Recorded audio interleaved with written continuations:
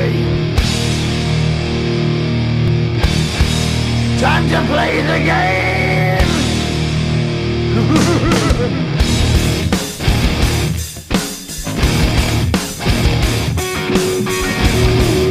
Hey guys, welcome to another episode of the TFC Roundtable, filmed live here at GTA Sportsplex, the home of soccer for Toronto FC soccer fans and soccer fans in general. Today I'm accompanied by some amazing guests. We've got our favorite TFC superfan and at Instagram, real_rant, Mr. Mario PILEGGI.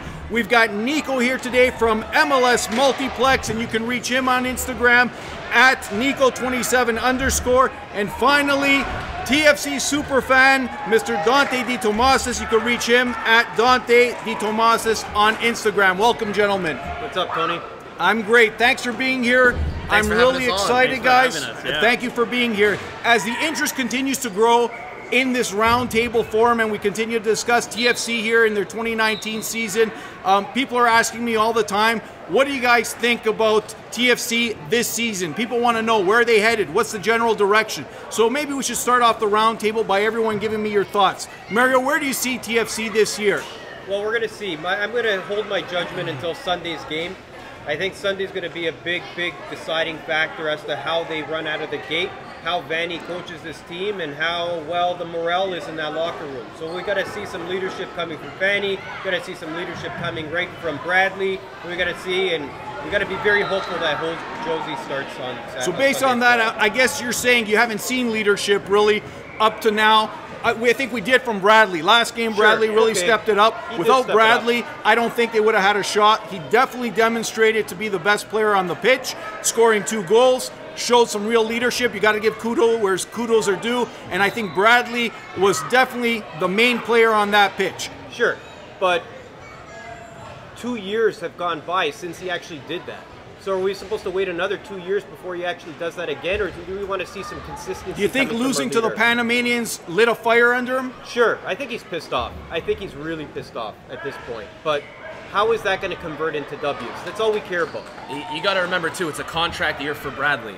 Past few years, he hasn't done anything. He's been lazy on the pitch. Sure. Now in his contract year, he's got to make that money. I'm thinking this year's going to be a big year for Bradley because he knows he wants to go play with his dad or stay at TFC. He's going to want to make that money, though, and he's going to need to have a big year if he still wants to be considered that designated player. Do you think he'll be consistent this season, or was this just an initial spark? I hope so. I think he will be consistent because he needs to make that money. At the past 2 years, no way he gets designated player money again. He gets maybe TAM money, maybe. So he's got to play good or else he's not going to get it. So I'm sure he was looking at Altidor's negotiations and his contract. Everyone's taking a pay cut, and you're saying that Bradley would be willing to take a pay cut to stay in Toronto.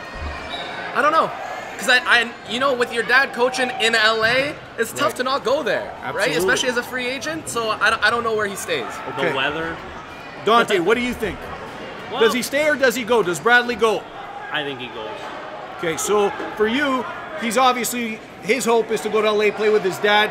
His dad, who obviously coached, first coach, I think, in the Premier League, American-born coach in the Premier League, now back with LAFC.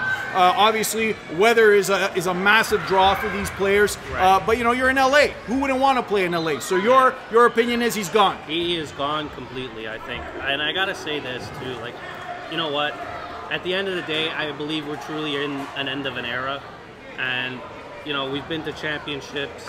We lost some, we definitely won some, and it's hard to keep that dynasty going. I think at times we were spoiled. So the only thing I got to disagree with you is dynasty. When you say dynasty, really, we had a 2-year run. 2-year run. Yeah. We were the runners-up, and then we won it. Yeah. It's a 2-year dynasty. To me, that's really not a dynasty. It's more of a, you know, a layover, right? So hopefully we can acknowledge that we're in a rebuilding phase and maybe go for the rebuild rather than try and hold on to some of these players. We got Altidore for another couple of years, so we know that. They've been so tight-lipped about his contract. You can't find anything online about what he's getting. What is this contract entailing us until 2022? What is he getting? Okay, so maybe he's getting $3-4 million a year, maybe not 6. Who knows? But they haven't spoke about it. Yeah. We don't have no idea what's happening. And I think the Altidore situation was a little bit unique. He's injury prone, right? Sure. We all know that, and the Made out of clubs know that. glass. So at the end of the day, Hamstring, he needed to get that contract, even if it is a $2.5 million contract. That's fantastic for a player who's injury prone. Sure. Right? Still a young guy, though, can still contribute, still a horse on the field. Yep. When he shines, and he's a goal scorer. With Giovinco feeding him, he was definitely the strongest forward on the pitch. So the question is, who now feeds him, and are they going to start considering who's going to be in that center back, center midfield position that's going to supposedly replace Bradley? So Because that brings us to my next point. Right? Our new designated player. Any comments? We just signed a new DH. What is going to happen with this designated player? What do you think is going on? All right, so I've seen across Twitter and Instagram, a lot of people are split on Pozuelo. Some people are saying Genk just gave him away for nothing and he's a terrible player. And everyone's mad that we're not replacing Giovinco. Listen, I love Giovinco. He was a fantastic player. In no way is Pozuelo a Giovinco replacement. However, Giovinco's big run with Altidore the first time when we lost to Seattle in the finals. Next year, our team was 10 times better. Why? Because we had Victor Vasquez come in who shored up that midfield. In the MLS, you need that player in the attacking midfield to distribute everything. Look at Atlanta last year. Everyone talked about Martinez, but the best player on that team was Almiron, who shored up that middle. 100%. If Pozuelo can come in and shore up our middle and feed Altidore, feed Boyd, feed Hamilton, feed whoever we put at forward to score goals, our team will be better for it. I mean, you can complain about the signing all you want. Sure, it's no replacement for Giovinco, but if this guy can be a better version of Victor Vasquez, I feel like that's just as important. I totally agree. So Pozuelo's coming from the Belgian league. The Belgians had an amazing run in the last couple of international tournaments. Very strong league. So if he can produce here in the MLS, it will be significant. They'll look like geniuses. If he can produce and feed Altidore and Altidore stays healthy and we can replicate to some degree what happened with Giovinco and Altidore, it'll be a genius move. Agreed? Oh yeah, I agree completely. I saw some videos of Pozuelo, and I love his creativity in But the there's midfield. not much on there, right? There's only a handful of videos on just YouTube see, that obviously you can his see goals, his assists, but I'm mostly going to see how he fits into this style of soccer, because obviously in Europe, it's a different pace, different mindset, and I just want to see him how he adapts to this MLS culture. So I totally agree. Like, we got to call a spade and say that it's a step down for these players coming from Serie A, La Liga, even the Mexican League. It's a definite step down.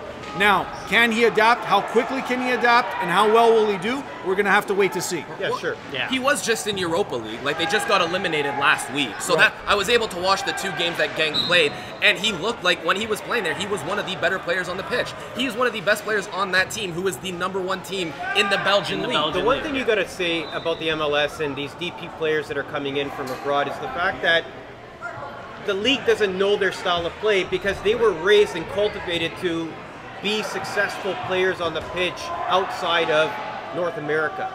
So they already have a different style of play. So whenever they come onto the pitch, they already don't know what to expect. These MLS players have no idea what to expect. That's why Giovinco slipped under the radar for 2 seasons and was able to do what he did.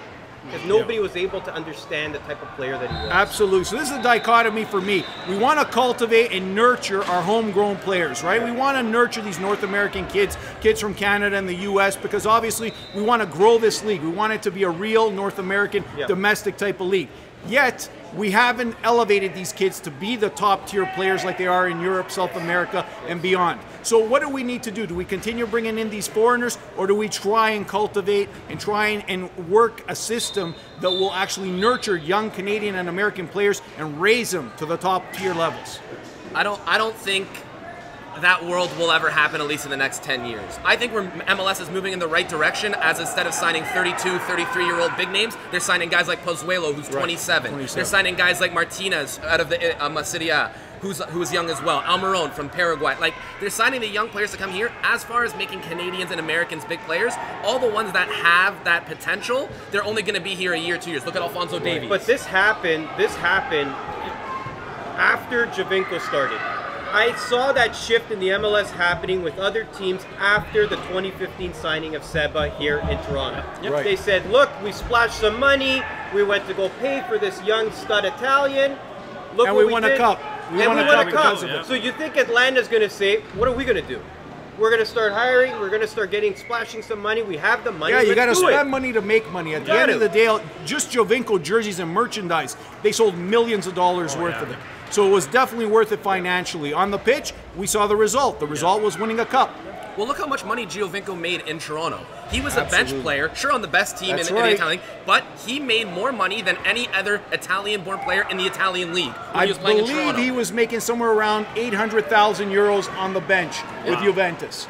And then came here, and he was raking in $7 million a year. The only players in Serie A that were making more than him were all foreigners. Higuain, and I forget, there's one other player. Other than that, Giovinco is making more money in the MLS than everyone else in Serie A, which is crazy. Why wouldn't you come play here? People are paying attention to that? They're all paying attention, but you have to give kudos to Seba's management, because that gentleman that struck that deal, genius. He was an absolute genius. Although, personally and professionally, there was a slight to Giovinco from the Italian national team, right? Even though he was a phenomenal striker here in MLS, leading goal scorer, ends up winning a cup, they would not bring him to the qualifying for the national team. That was a bad mentality that should have been extinguished. Why will European coaches not recognize a high-scoring player like a Giovinco, who's an Italian-born bred player, went through the Juventus academy system? Why would they not recognize him and give him a shot once he played here in MLS?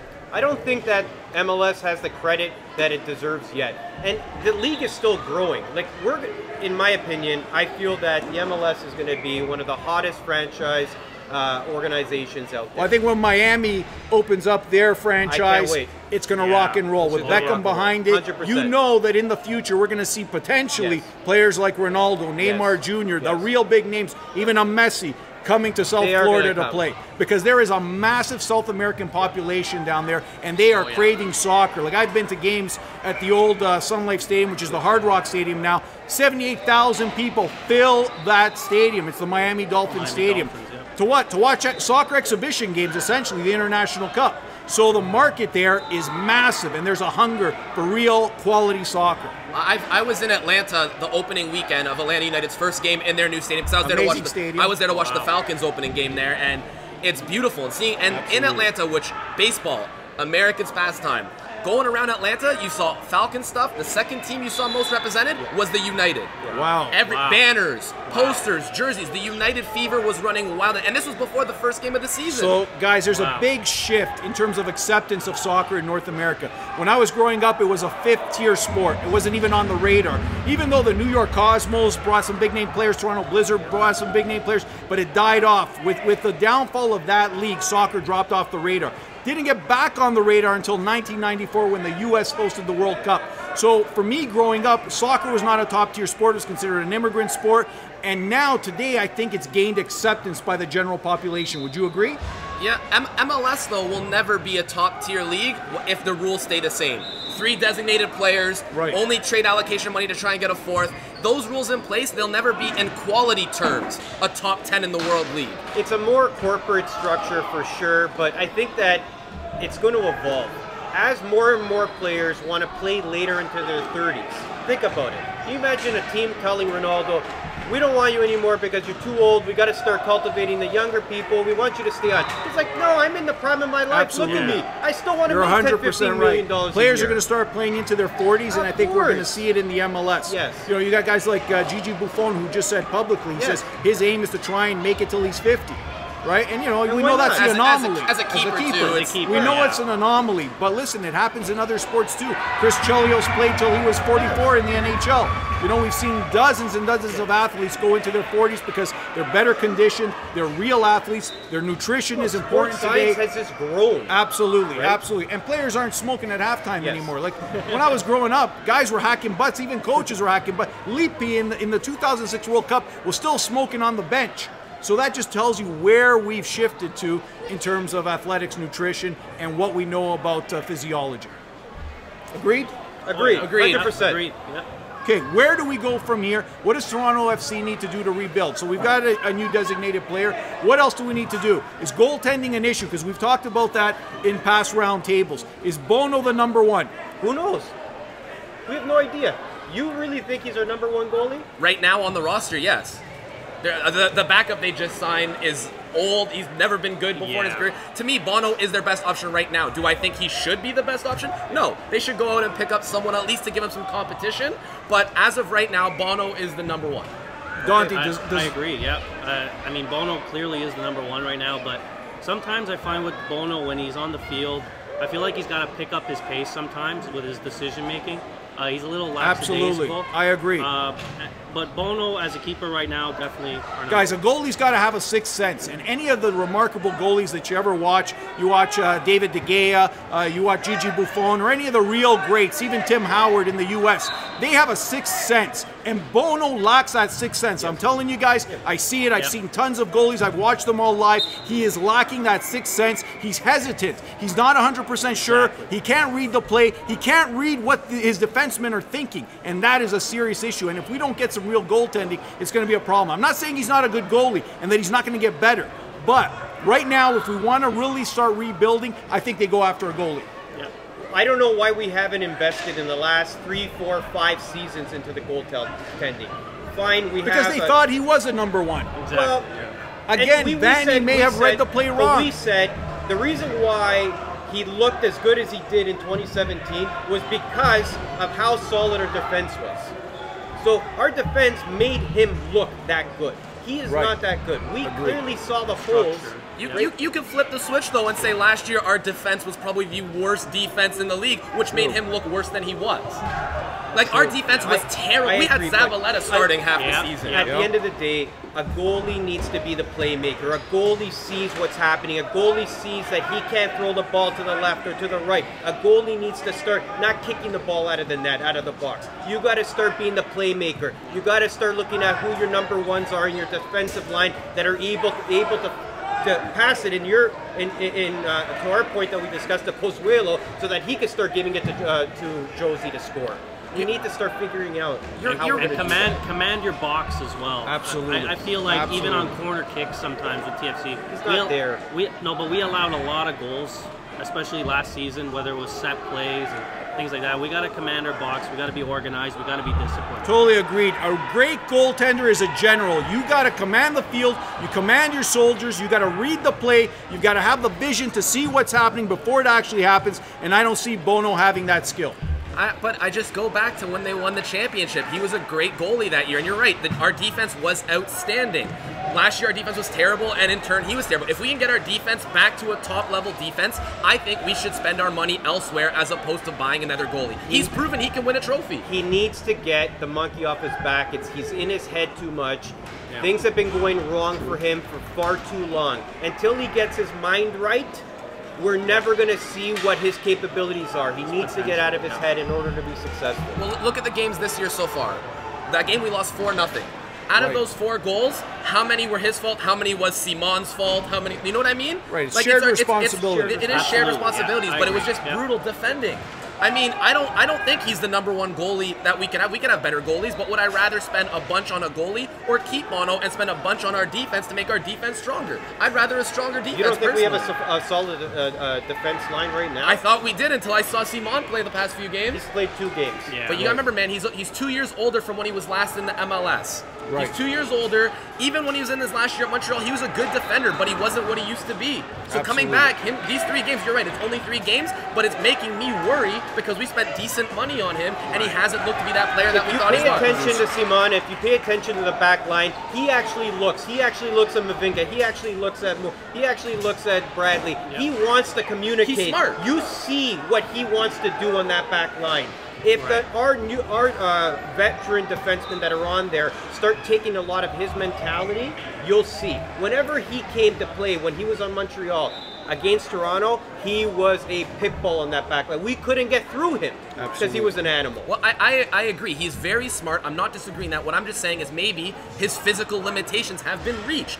And we also have Drew Moore, who's another veteran center back, who's just as smart as Simon playing the game. But they're both veterans old. If they're starting to slow down and we have Mavinga having to run after every ball, we're going to have problems. We are going to have problems. I agree. Defense is going to be an issue this season. I agree with you totally. I don't think he's performing the way he should be performing, and you can't have Mavinga being the racehorse on the defense. It's not going to happen. Guys, let's switch gears a little bit. I want to talk about attendance at BMO Field. Last game, at the home game for the CONCACAF Cup, they had around 7,500 people in attendance. Is this a problem for the foreseeable future? Was it just too cold, or are fans holding off because that wasn't real regular season play? What's happening? You're playing a game in Canada at the beginning of February, crazy. March. Like, it's crazy. You can't be playing games in an open-air stadium in Toronto. Why didn't they bite the bullet and play it at Rogers Centre? Why didn't they go under the dome? Yeah. They could have laid down some grass, spend the money. You're MLSE. You've got millions and millions and tens of millions of dollars. Put in the real grass for the game. You might have sold 40,000 tickets because it's something to do here in Toronto during a weeknight. Why didn't they do that? Revert back to last year's championship, right? We had similar conditions, 25, 28, 29,000 people. Fans are going to come. In my opinion, the fans were so ticked off about what happened in Panama that they said to TFC and to the MLSC, we're not supporting you. Right. I want to know, out of that 7,500 tickets, how many were comped? That's what I want to know. That's how many were given away to have people fill the stadium? So that's a red flag for me. If I'm management, I'm going to be really worried. I'd be worried about a whole bunch of things. The quality of the pitch was awful. Yeah. It was a sand lot. It was a sand lot. The ball was not flowing. The fans were not into it. Fans were leaving early. At the end of the day, you've got a 30,000 seat stadium with barely 7,000 people in there. They better hope they get their act together, because if they go on a little bit of a losing streak, fans are going to bail on them. Sure. And soccer is the most finicky of sports that you could ever imagine here in Toronto. We've seen the rise and fall of all sorts of leagues. Yes. Absolutely. And other sports. Look at the Jays. After their home opener, they're done. Right? You don't have a winning streak, Toronto fans will bail on you. What happens if the fans start bailing on TFC? Well, first of all, I think that the sales team at TFC is going to do everything in their power to start giving incentives for people to start coming to these games. You're going to see a lot of people that are in the second tier that are going to get comp tickets to come into the lower bowl level, feel better about themselves, feel better about the environment. Are they going to finally start selling beer at reasonable prices? No. That's my big beef. I got to tell you, you know what? $13 a beer. And we're the only people in all of North America who accept that. I've been to games in New York. Yeah. I've been to games in Canadian, Chicago. beer. Absolutely. It's not even How can you imported sell beer? a beer for $13 and get away with MLSE is it? a joke. MLSE is the biggest joke for running their games. I went to when I was in Atlanta, like I said, they have that fan pricing services. So you know what I got for $20? I got 2 hamburgers, waffle fries, and a beer. Large beer. Wow. You know what you get for here for $20? 1 large beer. Can't That's even it. get parking. We pay $30 for parking. You want to park at BMO? It's $30, no discount. Doesn't matter if you're a club member. They hammer you every single time. Little or no appreciation for the fans, which really ticks me off, because I've been a fan and season ticket holder since day one, and they have zero respect for the fans. You got 7,000 people in the stands. People are scattered everywhere. You know what? Do the people who are up there, up in the sky, a service and bring them down. Bring them down so they can watch the game. It's freezing cold. Nothing. There's zero communication, zero respect for the fans. That's the biggest problem I see, even beyond the problem on the pitch, because they got tons of problems. It's the customer service, which is non-existent. MLSE has no regard for these paying fans, and that's going to be a problem. I'm going to throw a little tip to everyone watching, and maybe for you guys for parking-wise. Medieval times, Raptors training ground. $15 to park. It's about a 5-minute walk. But you're right where the gardener gets off, right there. It's beautiful. Why do they close that ramp to the gardener after the game? You see the cops are always parked there. No, it's good to go. You always get right on. So you get right on. Right on, right from there. That tip's going to save you $15 a game, worth its weight in gold. Yep. So people, listen, here's the bottom line. The bottom line is I'm a huge soccer fan. I want to see soccer succeed. That's one of the reasons why we do this podcast. That's one of the reasons why I'm in the facility business, because I love the game. But what I see happening in Canadian soccer is not really thrilling me. We're seeing the new genesis of the CPL League. What do you guys think is going to happen with this new domestic league here in Canada? We're seeing some players from the MLS actually come to some of the teams. Can you talk to that? Well, we saw one transfer happen from TFC to the CPL. Okay, marquee player, no. Does it show that there's an open line of communication happening between the two leagues? Sure. What are we going to make of this? Who knows? Way too young. I would like to give this league at least a year to see what all the failures were, because there's going to be a ton of failures. But at least we could give them a chance to make those failures turn into positive. If you have a shitty start, and this league has a shitty start, will this league persevere to the 2026 World Cup? Do they have a chance, Dante? I think they do, and this is our best shot for 2026. I really hope that from a development standpoint that we get to see good soccer, because that's my biggest priority right now. I want to see the build-up play. I want to make sure that Canadian soccer, because growing up playing in Canada, I've seen it at my level. And some teams, they had it, some teams did not have it. And it was too focused on winning at youth. Right. It was win-win-win, send the ball, kick and run, and we need to focus on the lateral play, the development. These are the simple things. For example, so why are we not doing that? Why haven't we learned that lesson? I hear everybody say that. People say, oh, we just feed long balls in Canada. We don't teach kids ball possession, ball control, time and space. We don't have that. I've heard this over and over and over again. So you're telling me that the top tier coaches, Ontario Soccer, Canada Soccer, aren't hearing this and we're not developing these kids properly? You know what it is, Tony? It starts with the culture. Okay. It starts with the culture and how you play on the streets with your friends. Because if there's no passion on that side, it's definitely not translating. Somebody has to teach them, with all due respect, right? Like, there has to be a leader there. There has to be a system in place that people are going to follow. You want to be a coach, you calculate what are the costs to get all the licenses. What are you into it for? 5, 6, 7,000. You're telling me that once you get that certificate, that piece of paper, I am Mario PILEGGI, I'm going to be a certified coach. Now all of a sudden I'm ready to coach the World Cup? No. I don't think so. Right. Well, this is why we don't have Canadian coaches at the top tier, right? You don't see any Canadians coaching the national team.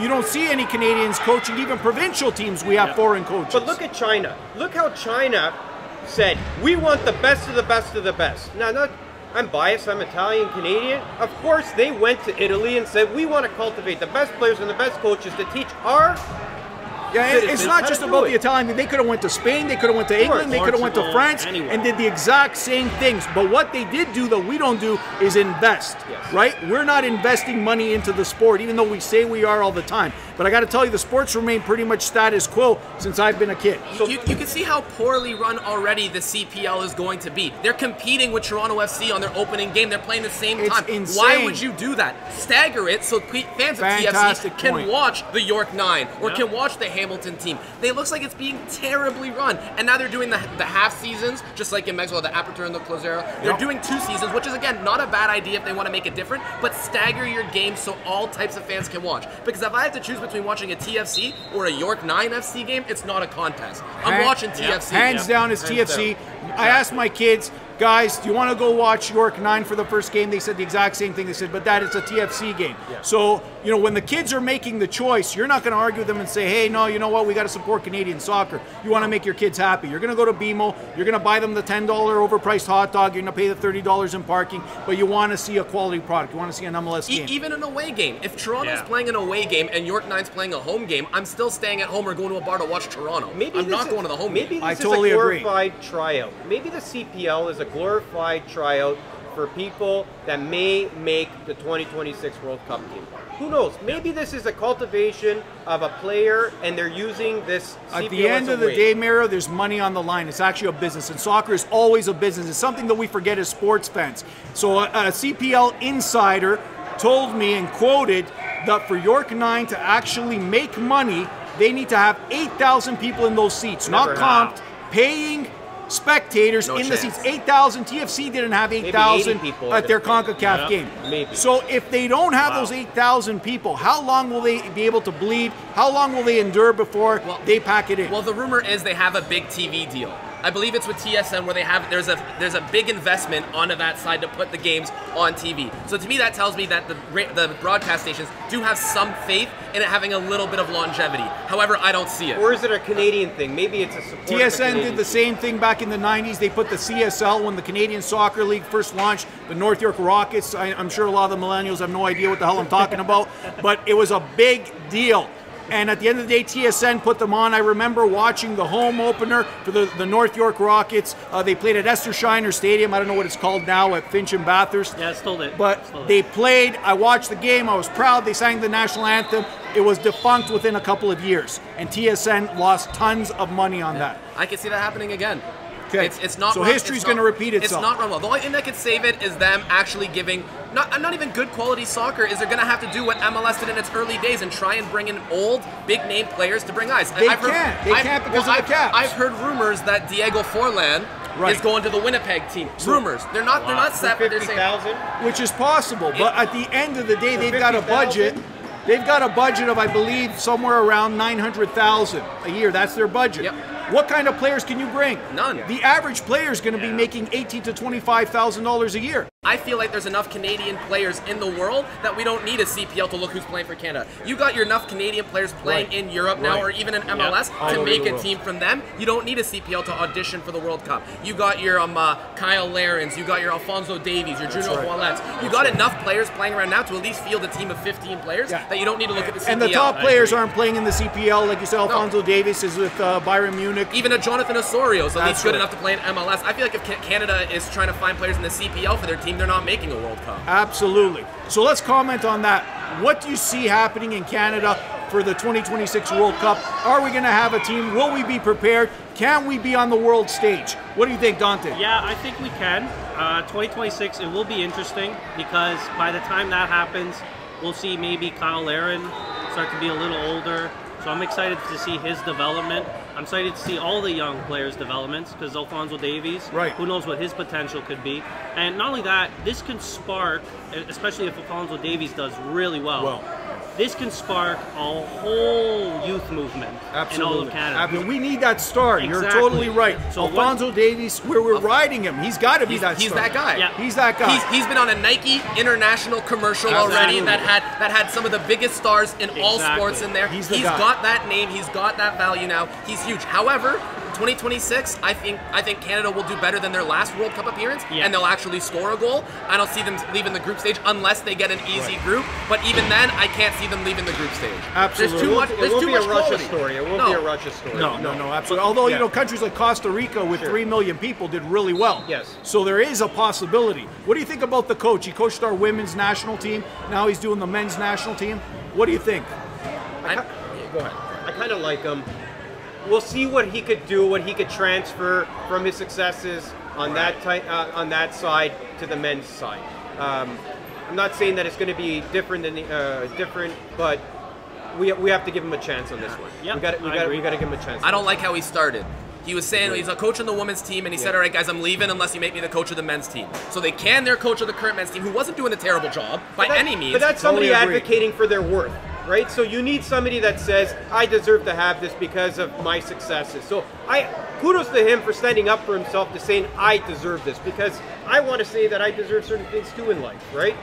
Gentlemen, with all due respect, I love the women's game. I think the women's game at some point, possibly in the next decade or 2 decades, will be close to the same level as the men's game. I can potentially see women possibly playing in leagues like the CPL. And I think that the women's game has really evolved. You see with Christine Sinclair and raising our profile. And pay them the same. But making that transition is not an easy transition.